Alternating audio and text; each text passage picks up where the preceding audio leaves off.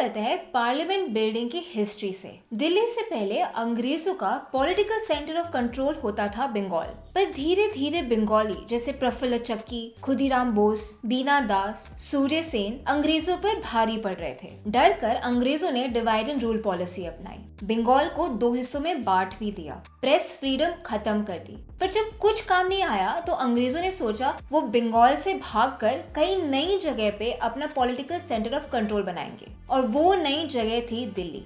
1911 में अंग्रेजों ने कॉन्ट्रैक्ट निकाला दिल्ली को डेवलप करने का, और ये कॉन्ट्रैक्ट मिला लुटियंस और बेकर को। लुटियंस और बेकर ने मिलके रायसेना हिल्स, जो कि एक हरा भरा जगह हुआ करता था, उसको पूरा काट दिया, पहाड़ खोद दिया, और 1931 तक आते आते तैयार हुआ viceroy's house, 2 secretariat building, king's way, imperial legislative council, India gate और कुछ और बिल्डिंग्स। कहने के लिए ये दोनों मानते थे कि classical European architecture Indian architecture से बहुत सुपीरियर है, पर ग्राउंड रियलिटी में काफी इंडियन एलिमेंट्स इवेंचुअली यूज हुए। इनफैक्ट इंडियन पार्लियामेंट मोरेना के 64 योगिनी टेम्पल, जो कि 11th सेंचुरी में एक एजुकेशनल सेंटर था, उससे इंस्पायर्ड है, और काफी और चीजें भी कॉपी पेस्ट है, जैसे India Gate Arc de Triomphe से, किंग्स वे शॉन्ज़ेलीज़े से, दोनों पेरिस में है। तो कंट्रीब्यूशन लुटियंस और बेकर का यही था। फिर मिली स्वतंत्रता, वाइसरॉयज हाउस बना राजभवन, सेक्रेटेरिएट बिल्डिंग में मिनिस्ट्रीज बैठने लगी, किंग्स वे बना राजपथ, और इंपीरियल लेजिस्लेटिव काउंसिल बना पार्लियामेंट ऑफ इंडिया। पर ये बिल्डिंग्स अंग्रेजों द्वारा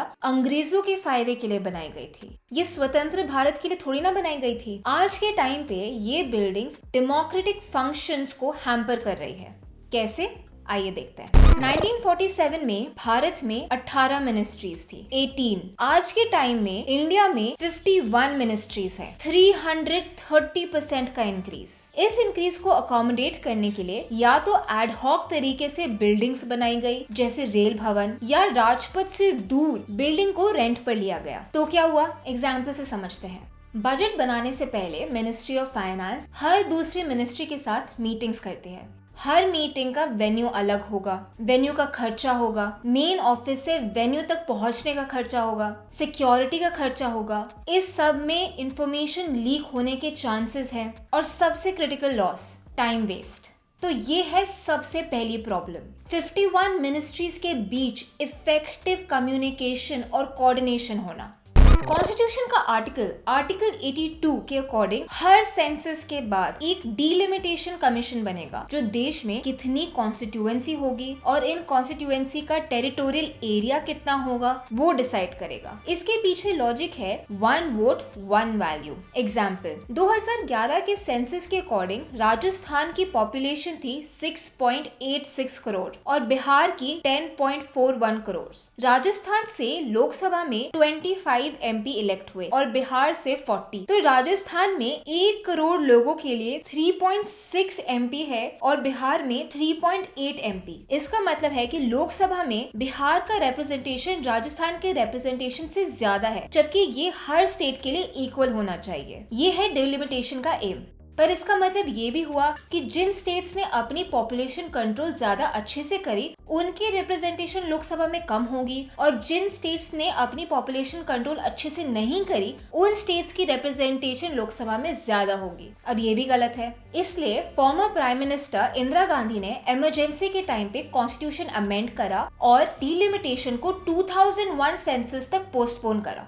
अटल बिहारी वाजपेयी गवर्नमेंट ने 2002 में इस डेट को 2026 तक डिले कर दिया। 2026 के पॉपुलेशन प्रोजेक्शन के अकॉर्डिंग 1 वोट 1 वैल्यू के लिए लोकसभा में 848 रिप्रेजेंटेटिव होंगे। पुराने पार्लियामेंट की कैपेसिटी है 543, इसलिए 2026 को ध्यान में रखते हुए हमें नए पार्लियामेंट बिल्डिंग बनानी पड़ेगी। और भी प्रॉब्लम्स है, जैसे प्रेजेंट बिल्डिंग का अर्थक्वेक प्रूफ ना होना, बिल्डिंग के पुराने होने की वजह से टेक्नोलॉजिकल इनकॉर्पोरेशन का मुश्किल होना, बिल्डिंग का ओवरक्राउडेड होना, जो उसकी कैपेसिटी अकोमोडेशन कैपेसिटी है उससे ज्यादा उसके अंदर लोग हैं, और इससे सेफ्टी एंड सिक्योरिटी हैजर्ड होता है। तो इन सब प्रॉब्लम्स को सॉल्व करने के लिए गवर्नमेंट लाती है सेंट्रल विस्टा रीडेवलपमेंट प्रोजेक्ट।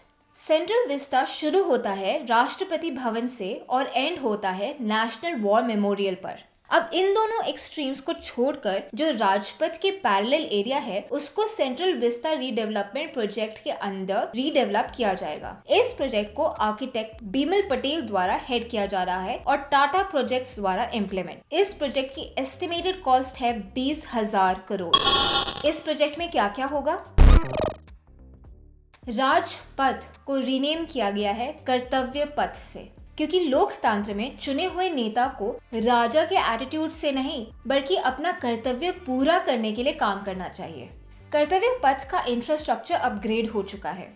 इसको और पेडेस्ट्रियन फ्रेंडली बनाने के लिए पेडेस्ट्रियन अंडरपास, नए पब्लिक एमिनिटीज, वेंडर्स के लिए फैसिलिटीज, पार्किंग स्पेस, सब में इम्प्रूवमेंट करा गया है। अब आप जब रात को इंडिया गेट आइसक्रीम खाने जाओगे तो आपका एक्सपीरियंस डेफिनेटली बेटर होगा। पुरानी पार्लियामेंट बिल्डिंग सर्कुलर थी। इसके अंदर 3 सेमी सर्कल्स थे जो एक दूसरे को फेस करते हैं। एक सेमी सर्कल में लोकसभा बैठती है, दूसरे में राज्यसभा और तीसरे में एक लाइब्रेरी है। इन सेमी सर्कल्स के बीच में है कोर्टयार्ड। जो सर्कल का पेरिफेरी है उसमें सारे ऑफिसेस सिचुएटेड है। नए पार्लियामेंट बिल्डिंग एक ट्रायंगुलर शेप में है। ट्रायंगल एक स्ट्रॉन्ग और स्टेबल शेप होता है। ट्रायंगल शेप पूरे एरिया का ऑप्टिमल यूटिलाइजेशन भी करता है। इसके भी पेरिफेरी में सारे ऑफिसेज है, पर अंदर की स्पेस बेटर यूटिलाइज्ड है। कोर्टयार्ड को कम किया गया है और लोकसभा राज्यसभा के सर्कल्स को बढ़ा दिया गया है। अब लोकसभा की सिटिंग कैपेसिटी है 888 और राज्यसभा की 384। कर्तव्य पथ के पैरेलल कॉमन सेंट्रल सेक्रेटेरिएट बनेगा, जिसमें 10 सेक्रेटेरिएट बिल्डिंग्स होंगी और एक सेंट्रल कॉन्फ्रेंस सेंटर। इन सारी बिल्डिंग्स को अंडरग्राउंड पीपल मूवर से कनेक्ट किया जाएगा और इसको कोई फॉरेन कंपनी नहीं बल्कि DMRC खुद बनाएगी। अब जब सारी मिनिस्ट्रीज यहाँ शिफ्ट हो जाएगी तो साउथ ब्लॉक और नॉर्थ ब्लॉक खाली हो जाएगा। इनको म्यूजियम में कन्वर्ट कर दिया जाएगा और इसके पीछे एक बहुत बड़ा साइकोलॉजिकल रीजन है। ब्रिटिशर्स ने अपने कंट्रोल सेंटर मतलब viceroys house and central secretariat को रायसीना हिल्स पर ऊंचाई पर बनाया, क्योंकि वो ब्रिटिश राज को भारतीयों से ऊपर समझते थे। स्वतंत्र भारत में सेंट्रल सेक्रेटेरिएट को रायसीना हिल्स से नीचे उतार दिया गया है, क्योंकि गवर्नमेंट ऑफिशियल्स लोगों के लिए काम करते हैं, लोगों के ऊपर नहीं। जब ये म्यूजियम बन के तैयार हो जाएगा तो लोग ऊंचाई पर होंगे और इससे आर्किटेक्चर द्वारा बनाई गई अपनी सुपीरियरिटी को तोड़ा जाएगा।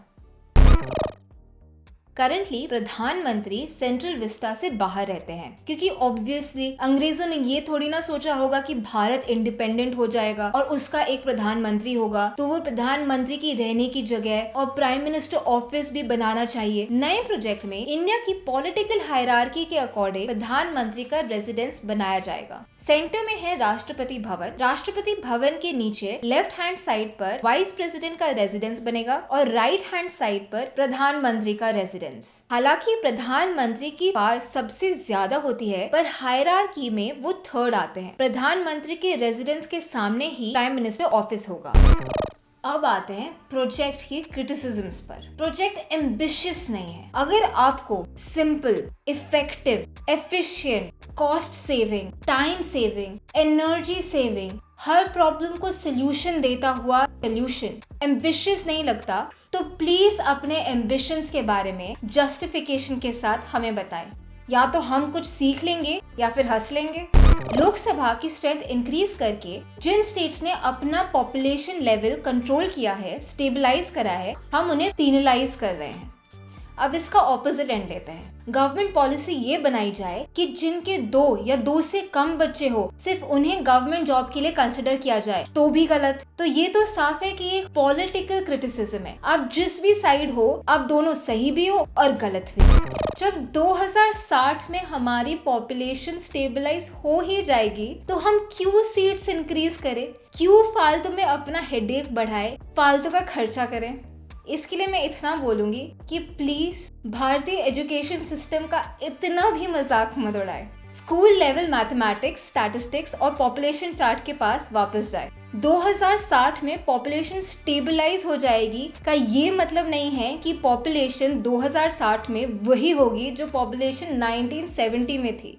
1970 में पॉपुलेशन 55 करोड़ थी, आज 140 करोड़ है और 2060 में 165 करोड़ होगी। तो पॉलिटिकल रिप्रेजेंटेशन तो लोगों का बढ़ना है ही। इससे पैसे वेस्ट हो रहे हैं, सिर्फ कंस्ट्रक्शन में ही नहीं बल्कि एमपी की सैलरी में, सिक्योरिटी में, एटसेट्रा एटसेट्रा। आपको पता है जो बिल्डिंग सेंट्रल विस्टा से बाहर है उसका रेंट, सिर्फ रेंट गवर्नमेंट को कितना पड़ता है? साल का लगभग 1100 करोड़ और पूरे प्रोजेक्ट का कॉस्ट है 20,000 करोड़। तो इसका मतलब है आपकी इन्वेस्टमेंट 20 साल में वापस हो जाएगी। फिर आता है एमपी का खर्चा, सैलरी, सिक्योरिटी एटसेट्रा एटसेट्रा। वो कॉस्ट आप सेंट्रल विस्टा के डेवलप होने के वजह से जो प्रॉफिट हो रहा है उसकी अपॉर्चुनिटी कॉस्ट से अगर आप एडजस्ट करोगे तब भी जनता प्रॉफिट में है। Basic economic sense. चलो पार्लियामेंट की बिल्डिंग समझ में आती है, बट ये बाकी का सेंट्रल विस्टा रीडेवलपमेंट प्रोग्राम का क्या फायदा है? ये तो वेस्टफुल खर्चा है। अगर आपको ये कोई क्वेश्चन पूछे या ये कोई क्रिटिसिज्म दे तो समझ जाना कि उस इंसान को ना सेंट्रल सेक्रेटेरिएट का मतलब, कॉन्सेप्ट, इम्पोर्टेंस कुछ भी नहीं पता। मोदी जी के खास लोगों को ये प्रोजेक्ट दिया जा रहा है। मैं आपसे एक क्वेश्चन पूछती हूँ, आपका खास कौन है? सरदार पटेल जिन्होंने पूरे देश को फिर से जोड़ा, या फिर बोफोर्स स्कैम के रिस्पॉन्सिबल लोग जिन्होंने मिलिट्री के साथ मजाक किया? आपका खास कौन है? रतन टाटा या फिर रॉबर्ट वाड्रा? किसको ये प्रोजेक्ट मिलना चाहिए था? अब कुछ लोग अपनी दुनिया में रहते हैं, उनको रियलिटी का कुछ नहीं पता। तो उन लोगों की रियलिटी चेक के लिए इस कमेंट बॉक्स में जरूर कमेंट करें और बताएं कि खास कौन है भारत का। प्रोजेक्ट की टाइमिंग सही नहीं थी। 2026 में चेंजेस होने हैं, ये हमें 2002 से पता था। कोविड-19 पैंडेमिक 2019 के एंड में आया। अगर गवर्नमेंट पहले से प्लानिंग करना स्टार्ट नहीं करती तो गवर्नमेंट की गलती होती, पर गवर्नमेंट ने प्लानिंग स्टार्ट करी और फिर हुआ पैंडेमिक। आपको याद होगा कि कोविड पैंडेमिक के टाइम पे गरीब लोगों ने एमजी नरेगा में दिन बढ़ाने की मांग करी थी और ये मांग पूरी करी सरकार, और इसके साथ एम्प्लॉयमेंट के बाकी के एवेन्यूज भी खड़े करे, जिसमें से एक था सेंट्रल विस्टा रीडेवलपमेंट प्लान। जब वर्कर्स वैक्सीनेटेड हैं, सेफ हैं, काम करना चाहते हैं, अपनी मर्जी से आए हैं, मेहनत का खा रहे हैं, तो सिर्फ कलमाड़ी जी टाइप लोगों को ही इससे प्रॉब्लम होगी। फिर और यूजलेस क्रिटिसिज्म, लोगों की घूमने फिरने की जगह कम हो रही है। अब यही बोलते हो जब एम्स का एक्सपेंशन होता है या फिर कोई नया कॉलेज और स्कूल बनता है या एयरपोर्ट बनता है कि लोग यहाँ पे टहलने नहीं जा पाएंगे। देश का प्रोग्रेस इंफ्रास्ट्रक्चर डेवलपमेंट के बिना नहीं हो सकता। दुनिया में इतने पुराने पार्लियामेंट बिल्डिंग्स चल रही हैं, जैसे इटली में, जैसे यूएस में, तो हम क्यों नहीं कर सकते? फिर से पॉइंट मिस कर रहे हो। बिल्डिंग को कोई ब्रिटिश कोरोनेशन सेरेमनी जैसे फैंसी ड्रेस काम के लिए नहीं बनाया जा रहा है। बिल्डिंग्स को डेमोक्रेटिक वैल्यूज को सस्टेन करने के लिए, आगे बढ़ाने के लिए बनाया जा रहा है। और अगर डेमोक्रेटिक वैल्यूज को मेंटेन करने के लिए हमें और बिल्डिंग्स बनानी पड़ेंगी तो हम बनाएंगे। पर एक चीज है जिसके बारे में सरकार को ध्यान देना चाहिए, और वो है क्या हमारा सेंट्रल विस्टा एरिया एक टैक्टिकल न्यूक्लियर अटैक को हैंडल करने के लिए प्रिपेयर्ड है? हमारे देश के एक साइड में एक रोग न्यूक्लियर स्टेट है और दूसरी साइड में एक बुली न्यूक्लियर स्टेट। इस केस में सेंट्रल विस्टा का न्यूक्लियर प्रूफ होना बहुत इंपॉर्टेंट है हमारे खुद के डेमोक्रेटिक वैल्यूज सस्टेन करने के लिए। मुझे भरोसा है गवर्नमेंट ने इस चीज पे जरूर ध्यान दिया होगा। अगर ये आपको वीडियो पसंद आई और आपको कुछ इससे नया सीखने को मिला तो प्लीज़ इसे लाइक और शेयर ज़रूर करें। धन्यवाद।